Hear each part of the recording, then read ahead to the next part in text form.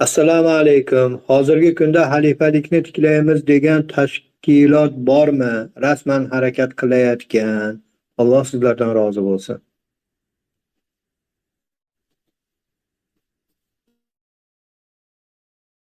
Xalifalikni tiklayman degan siyosiy guruh bor. Hizbut Tahrir degan. Bundan boshqa hali birorta boshqa tashkilotlarda eshitmadik. Ya'ni rasman o'zlariga mana shunaqangi tariqatni belgilab olib harakat qiladigan. Endi haligi umumiy qilib aytganda har qanday o'zini musulmon hisoblagan odam xalifalikni farz deb bilgani uchun xalifalik ishlashimiz kerak, xalifalikni harakatini qilishimiz kerak degan chaqiriqlar dunyoda hamma yerda bor. Masalan, insofli ulamolarning juda ko'pchiligi qo'limizdan kelgan harakatni qilishimiz kerak. Chunki islom ummatining birligi farz. Bu faqatgina xalifalik bilan bo'ladi. Demak, xalifalikni tikkalash farz har bitta musulmonga. Harakat qilsin qo'lidan kelganicha degan narsani har qanday islomiy ulamo so'zsiz aytadi, buni aytib kelyapti hozirgacha. Lekin uni uyushib qilishlik kerak degan narsada ba'zi birlar ittifoq qilmasligi mumkin. Lekin Alloh taolo bunaqangi farzi kifoya bo'lgan ishlarni uyushib qilishga buyurgan. Buni hamma islom ulamolari biladi. Islomda farzlarda adolat ikki xil bo'ladi. Shaxsiy farzi ayn bo'lgan masalalarda adosi shaxsiy bo'ladi. Masalan, namoz farz. Qanaqa farz desa shaxsiy farz. Ma'murjonga farz, Ahmadjonga farz, Shavkatjonga farz. Bo'ldi, shular o'qiydi-da. Shohistixonga farz bo'lsa, uzri bilan bitta Shohistixonga uzr bo'ladi. Narigi Karimaxonga uzr bo'lib qolmaydi. Karimaxon baribir bo'yindagi farzni qilish kerak bo'lib turaveradi. Buni farzi ayn deydi, ya'ni shaxsiy, shaxs aynan o'zi bajaradigan farz degan, farzi ayn degan. Aynan o'zi bajarmasa buni bo'lmaydi. Shavkatjon bajardi endi bo'ldi deb Ahmadjon bajarmay qo'ysa gunohkor bo'ladi. Endi ikkinchi turdagi farzlar bor, ularda ado bo'lishligi jamoatga bog'liq bo'ladi. Shuning uchun ham ularda farzi ayn demaydi, farzi kifoya deydi. Chunki bu yerda ishda ado bo'lishligiga qaraladi. Ish ado bo'lsa bo'ldi. Lekin ko'pchilikka buyuriladigan ish. Mana shu bir tovoq oshni yeb qo'yinglar keginimcha desa, o'sha yerda o'tirgan 10 ta odam bo'lsa hammasiga buyruq. Mana ko'chadagi bir mashina shag'aldi, tashib qo'yinglar bugun deb 20 ta ishchiga aytgan bo'lsa, jamoiy hammaga buyurilayotgan buyruq. Bu yerdagi ishni natijasi qanaqa bo'ladi desa, shuni tashib qo'yishligi, ya'ni oshni yeb qo'yishligi, yo'qsa bitta o'likni olib borib ko'mib qo'yishligi. Shunga o'xshagan ishni bitishi bilan o'lchanadi ishlar. Yani narigi farzi ayindaqa bo'lmaydi. Farzi ayinda aynan o'sha Ahmadjon o'qish kerak edi namozni. O'g'lim o'qib qo'y desa, o'g'li o'qib qo'ysa unga o'tmaydi. O'g'ling o'qidi, hamma edi. Farzdan keyin yana senga ham deb o'qib qo'ydi. Lekin u nafl namoz bo'ldi o'zini foydasiga. Lekin seni bo'yningdagi farz bo'lgan namoz vaqt bo'lib qolgan yo'q. Vaqt bo'lish uchun seni o'zing o'qishing kerak deyiladi unda. Aynan Ahmadjon qiladigan ish bo'ldi. Ahmadjon o'rniga birovlar qilsa o'tmaydi. Farzi kifoya shuni teskarisi. U yerdagi asos ishni bitishi. Kimlik emas, ayn emas. O'sha buyurilgan ish, masalan jihod ko'pchilikka jamoaga buyurilgan ish. Buni bitta odam qiladigan ish emas-da, ya'ni ayn har bitta odam o'zi qiladigan ish emas. Buni jamoat bo'lib qilinadi. Davlat tiklash jamoat bo'lib qilinadi. Bitta o'likni olib borib yuvib tarab kafanlab ko'mish degan, buni jamoat qiladi. Juma namozi buni jamoat qiladi. Hayit namozi buni jamoat qiladi. Ya'ni mana shunaqangi jamoat qiladigan farzlar bor islomda. Farzi kifoya deydi. Bu ado bo'lishligi kerak. Kimdir shu ishni qilsa, ado bo'lsa shu ish, qolganlar qutuladi. Ado bo'lmasa qolganlar ham javobgar bo'ladi. Xuddali bir tovoq oshni yeb qo'yinglar deb 10 ta odamga aytgan bo'lsa, shundan bittasimi, ikkitasimi, 5 tasimi shuni yeb qo'ysa bo'ldi, ish tamom. Hech kim javobgar bo'lmaydi. Yeganlar maza qiladi. Yemaganlar och qoladi. Bo'ldi. Lekin hech kim aybdor bo'lmaydi. Chunki ish bajarildi. Xuddi shunaqangi masalan, olib borib ko'minglar deb turib musulmonlarga buyurilgan bo'lsa, demak, farzi kifoya bo'lgan ish nima desa, o'likni olib borib ko'mish. O'lik qolib ketsa hamma gunohkor bo'ladi. Olib borib ko'msa, ko'mganlar savob oladi. Payg'ambar alayhisalom bir qiyrat savob oldi degan. Ya Rasululloh, bu qanaqa bir qiyrat desa, Uhud tog'icha deydi. O'likni olib borib ko'mishga qatnashgan odamlar Uhud tog'icha savobini oladi. Bitta mahallada 50 ta odam bitirdi. Shu mahallada 1000 ta odam yashaydi. Qolgan 950 tasichi desa, o'shanaqangi bir qiyrat savobdan quruq qoldi. Lekin gunohkor bo'ldimi desa, yo'q, gunohkor bo'lmadi. Nima haligi o'likni olib borib ko'mishdi 50 ta odam. O'lik qolib ketmadi. Agar o'lik qolib ketib hech kim ko'mmaganda, hamma o'zini ishi bilan ovora bo'lib, meni ishim nima deganda, o'sha 1000 ta odamning hammasi gunohkor bo'lardi. Xalifalik ham bitta shaxs qiladigan, hali namoz, ro'zaga o'xshagan shaxsiy farz emas. Zakotga o'xshagan yo hajga borib kelishga o'xshagan shaxsiy farz emas. Jamoiy farz. Uni ko'pchilik qiladi, jamoat qiladi. Shuning uchun xalifalik farz deyotgan narsada hamma bil ittifoq. Unga hech kim qarshi chiqib farz emas degan birorta bir normal ulamo unaqa degan emas edi shu paytgacha.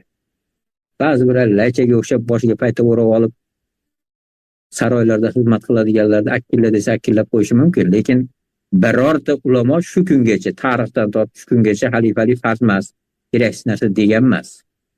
Demaydi emas bundan keyin qiyomatgacha. Endi shuni qanaqa qilib ado qilishlik kerak desa, endi har kim har xil variantlarda aytib beryapti. Jamoiy bo'lib harakat qiladi, chunki xalifalik masalasi farz bo'lgani bilan shaxsiy farz emas, jamoiy farz. Uni bitta shaxsga buyurilgan farz ayn emas. Jamoat ado qiladigan farzi kifoya. Jamoat bo'lib shuni ado qilsa, butun musulmonlar tutuladi. Bu bo'ynidagi vazifadan. Qiyomatda javobgar bo'lmaydi.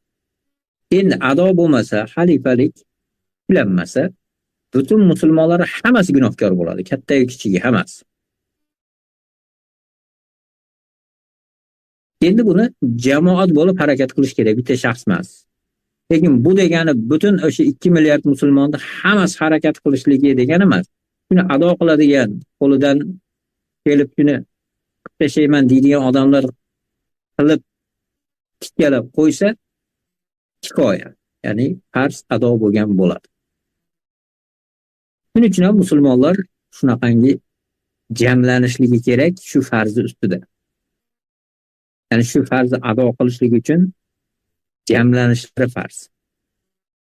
Chunki yakka shaxsga buyurilmagan, jamoatga buyurilgan.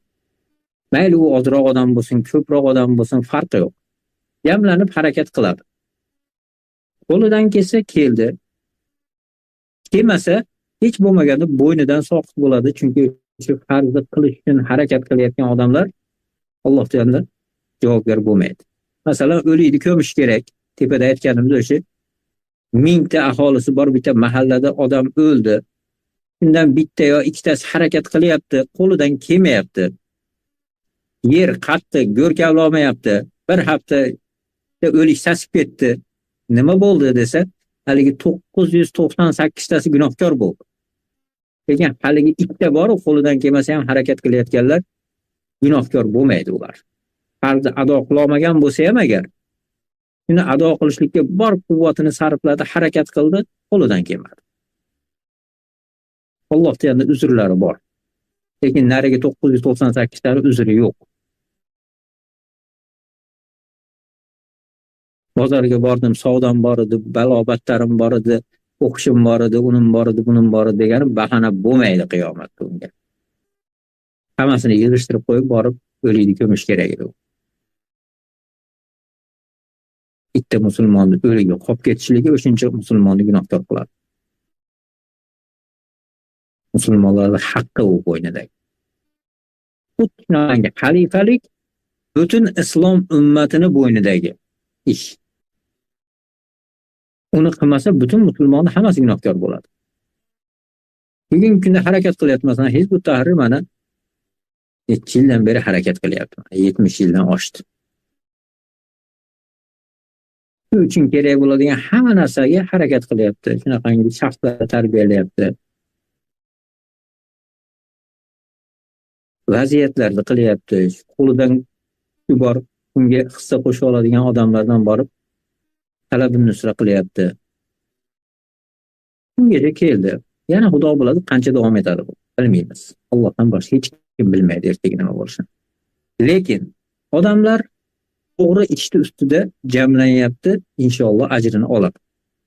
Alloh taolo o'zini roziligi uchun qilingan ishni hech ham ajrsiz tashlab qo'ymaydi. Vala yuzlamuna fatila. Ularga hatto bir xurmoni ichidagi bir pardachasi bor. Mana shunchalik ham zulm qilinmaydi deyapti. Qilgan amallar albatta orzu qiladigan darajada uni ajr mukofotlari beriladi.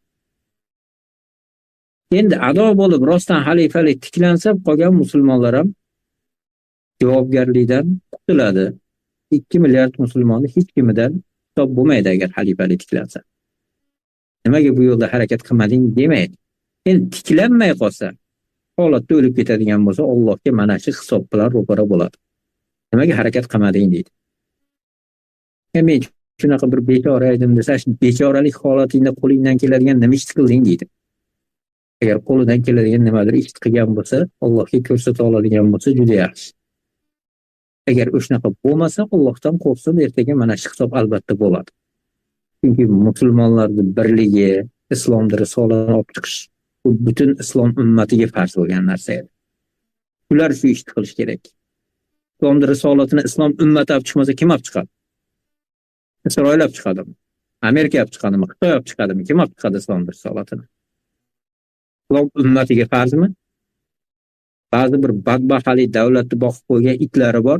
Islom ummatiga farz emas deydi chiqib. Unda kimga? Xitoylarga farzmi? Yo hali Myanmadagi buddistlarga farzmi? Islom risolatini olib chiqish kimga farz? Islom ummatiga farz bo'lmasa. Islom ummati davlatini quradi, shu davlati bilan butun insoniyatga islom risolatini olib chiqadi, Rasululloh sollallohu alayhi vasallamni tashlab ketgan omonatlarini ado qiladi. Yoki bundan yuz o'giradi, gunohkor bo'ladi. Islom ummati degan sharafdan mosuvo qolishi ham mumkin. Yani bizdan emas degan Rasululloh sollallohu alayhi vasallamni so'zlariga shu yerdaga o'sha safdan joy ola olmasligi ham mumkin agar undan yuz o'girib o'tib ketsa. Alloh saqlasin. Shuning uchun ham bugun yo o'zi to'planib harakat qilsin. Buni qilish qo'lidan kelmasa, aqli yetmasa, masalan, 4 odam to'plab o'zi bir narsa qilish oson ish emas. Ularga bo'lib ham haligi shariatdan hukm ko'rsatib qilayotgan ishini halol haromini ajratib berish hech ham oson ish emas-da buni. 4 odamni boshini birlashtirib ko'rgan odamlar juda yaxshi biladi.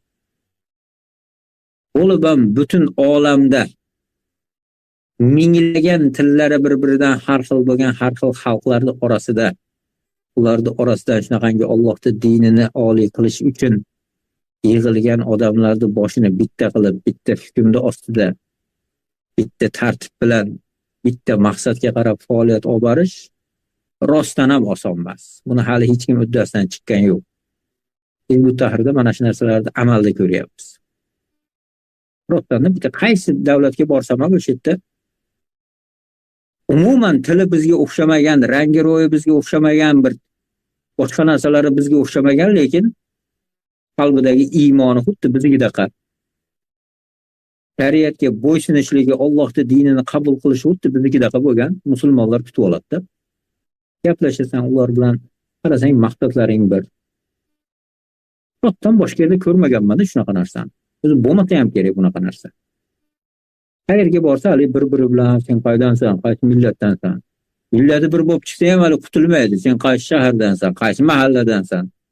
Naql bir-biri bilan talashib tortishib o'tirishadi-da. O'shuning uchun bunaqangi bir ne'matni ne'mat deb qabul qilish kerak. Chunki Alloh taolo har doim ham bunaqa islom ummatini boshini biriktirib qo'ymaydi. Faqat haqni biriktiradi. Bu haqida juda ham ko'p hadislar bor-da. Alloh taolo haqni ustida shunaqa qilib biriktirib qo'yayotgan ekan, Allohning ne'mat deb bu ikki safga qo'shilish kerak, harakat qilishlik kerak. Yo'q, men undan yaxshirog'ini bilaman desa, bemalol yo'l ochiq, ijtihod qilsin, ummatni yig'sin, butun dunyodagi o'sha har xil tildagi, har xil millatdagi, har xil joydagi, har xil vaziyatdagi musulmonlarni bitta maqsad sari uyushtirsin, harakatini qilsin, xalifalik tiklasin. Alloh rozi bo'lsin. Xohlagan nomini qo'yib olsin. Islomda harom bo'lmagan nom bo'lsa bemalol. Qurto'ylar degan nom qo'yib olsa, islom harom qilgan emas. Shunaqa qilib qilaversin. Faqat bahona topib qilmasdan yurmasin. Ya'ni o'sha xalifalikni amalda hayotga olib kelishlik uchun u shaxslar bilan bo'ladi. Hali uni Alloh qiladi deyapti. Odamlarni aldaydigan narsalarda biz hamma narsani Allohning izni bilan bo'lishligini bilamiz biz. Namoz o'qigan desa, endi uni Alloh biladi desa aytamiz, hayvon namoz o'qi 4 taratini qil. Alloh biladi deysanda, badbaxt, men senga Alloh biladimi, bilmaydimi deb savol bermadim. Namozingni o'qiysanmi, o'qimaysanmi deb savol berdim. Tahorat olasanmi, o'qiysanmi, hozir qiblaga qaraysanmi, qaramaysanmi? Shuni ayt menga deyish kerak. Aldayapti. Alloh biladi desa, chiroyli gap. Allohni qo'shaysa. Yolg'ondan siz aldayapti. Alloh biladi deb qo'ydi. Senga Alloh biladimi, bilmaydimi, hayvon deb savol bermadim. Sen namoz o'qiysanmi, o'qimaysanmi? Bo'yningdagi farzni ado qilasanmi, ado qilmaysanmi degan savol berdim. Nimaga meni adashtiryapsan? Xalifalikning farzi ham shunaqa-da, xuddi namozga o'xshagan farz. Xalifalik tiklash keraksa, uni Alloh biladi, Alloh tiklaydi deb qo'yadi. Sendan xalifalikni Alloh tiklaydimi, Alloh tiklamaydimi deb so'ramadim. Alloh senga farz qilib buyurgan. Sen shuni qilasanmi, qilmaysanmi? Qiladiganlar bilan birga bo'lasanmi yo unga qarshi chiqadiganlar bilan birga bo'lasanmi? Konkret pozitsiyani aytish kerak.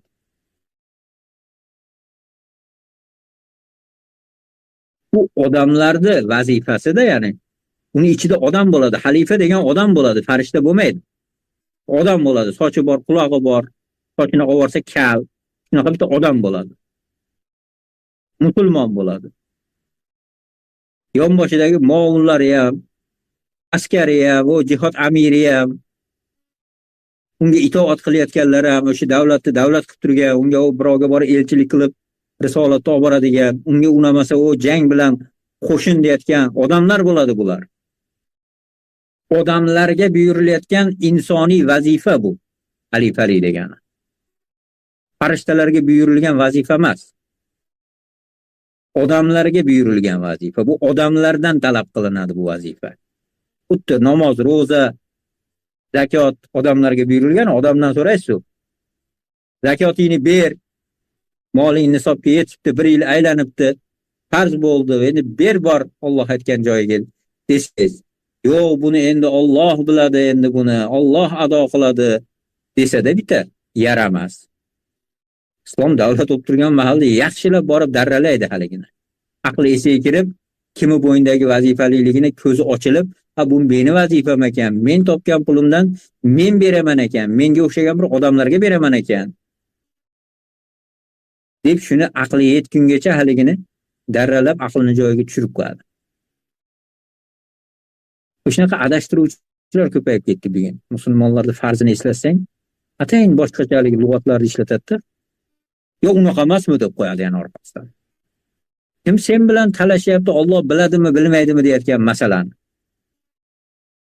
Seni bo'yningdagi farzni ado qilasanmi, qilmaysanmi degan savol bo'lyapti. Alloh biladimi, bilmaydimi degan savol bo'lmayapti. Alloh hamma narsani biladi. Seni hayvonlikligingni ham biladi. Hozir shunaqa Allohning hukmini pastbo'shlab, eplab qilmay qo'yishlik uchun shaytonlik qilayotganligingni ham Alloh biladi. Avvaldan ham bilardi. Sen tug'ilmasdan avval ham senga o'xshagan hayvonni, mana shu hayvon yaqinda tug'ilib hayvongarchilik qiladi. Kofir xo'jayinlariga malaylik qilaman deb musulmonlarni aldaydi, mana shunaqa gaplar bilan deb Alloh bilar edi. Allohni bilish haqida gap yo'q. Unga hech qanaqangi bir raddiyamiz ham yo'q. Alloh taolo bilib turadi hammasini. Masala bu emas. Alloh bilish bilmasligi haqida bahs ketayotgani yo'q.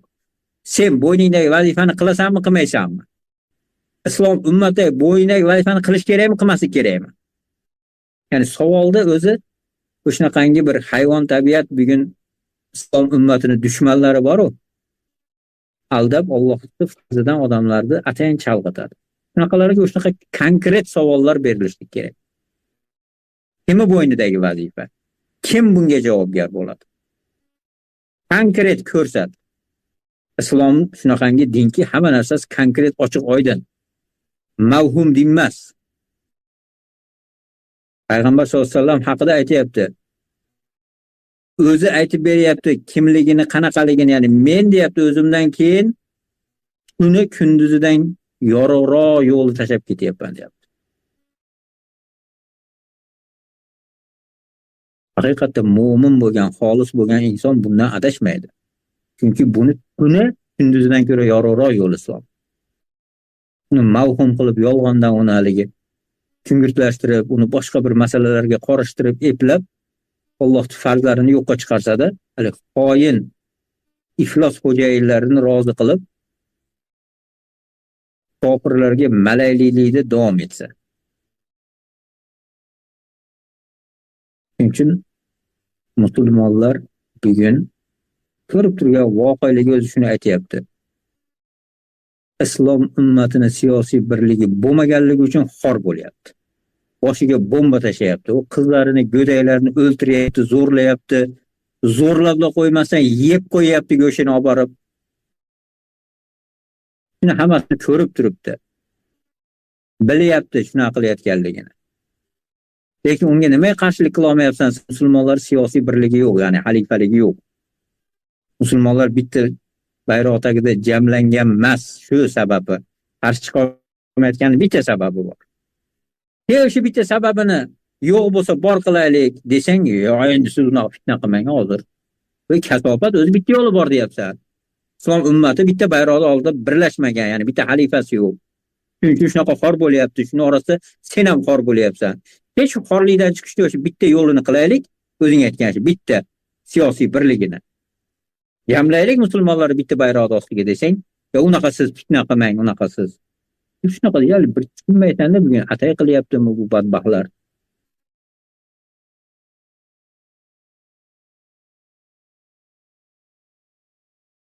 Alloh taolo mana shu Ramazonda bir ko'zlarini ochsin endi shunaqangi bir Allohning diniga bilib ham bilmasdan ham dushmanlik qilayotganlarda Alloh taolo ko'zlarini ochsin.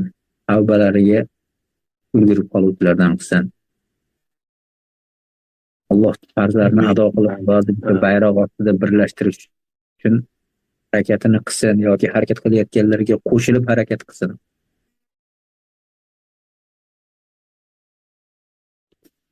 Amin. Alloh ajringizni bersin Mahmudjon.